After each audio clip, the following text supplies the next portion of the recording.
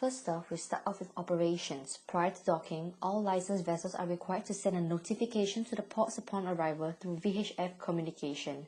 For Singapore, vessels arriving must send a notification 12 hours prior to arrival and 24 hours beforehand if they carry dangerous goods. Rotterdam, on the other hand, requires double the time.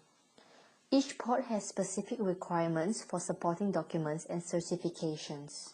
Singapore and Rotterdam require international oil pollution prevention and document of compliance. Rotterdam requires a record book for garbage and oil, while Singapore requires certificate of insurance and other financial securities. Once cargo have been cleared for custom clearance and necessary traffics have been paid, containers can be unloaded and be transported to its intended destinations.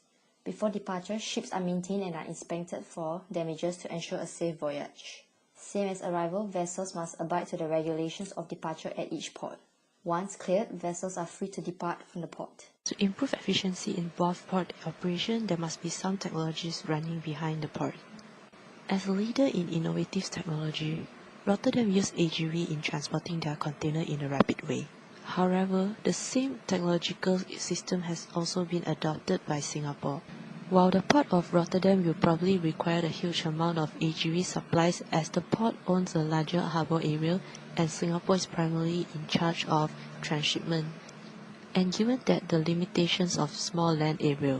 Moreover, the Singapore has launched PortNet to manage cargo operation and the entire shipping process, while the Rotterdam has invented PortBase to merge between Port Infolink and PortNet for exchanging information. Besides, the Port of Rotterdam is managed by a landlord port, while Singapore is run by a private service port.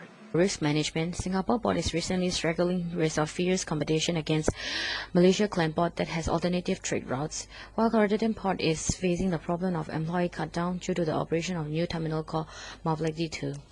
Secondly, to talk about the customer relationship management, Rotterdam Port has a great customer relationship because it uses a farther inland system, which causes a closer relationship with the market.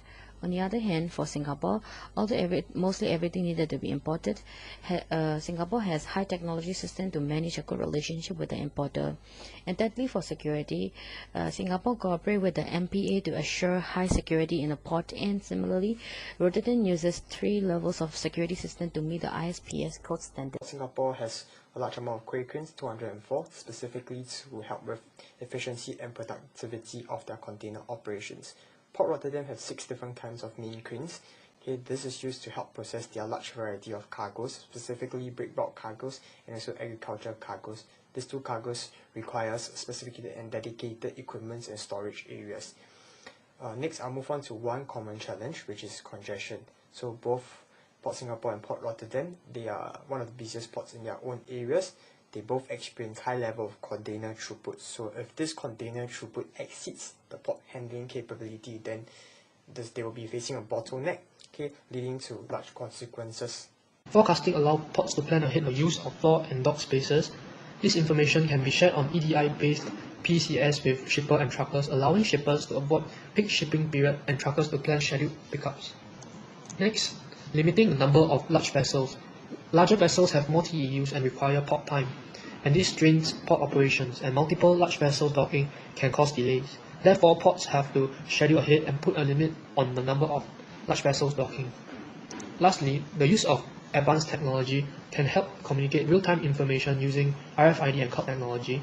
Faster custom clearance using PortNet, and automated guided vehicles allow efficient movement of cargoes within the port. Overall, this improves the traffic flow of vessels and containers and reduces congestion. Our 4th recommendation is to reduce dock idle time. It is a key performance indicator which measures the efficiency of vessel call management. The data collected from both ports will be benchmarked against other leading ports and used to conduct a trend analysis. This helps to identify the degree of traffic occurring at different times of the day and seasons. Through reducing dock idle time, it increases the opportunity for more vessel calls and provides a better gauge on the port's efficiency levels. Lastly, we'll be looking to improve the efficiency of the port's intermodal systems.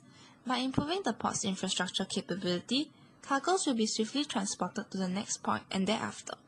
For example, the Port of Rotterdam is looking at increasing the capacity of the Callan Bridge, which is the main bottleneck for its rail. Created using Powtoon.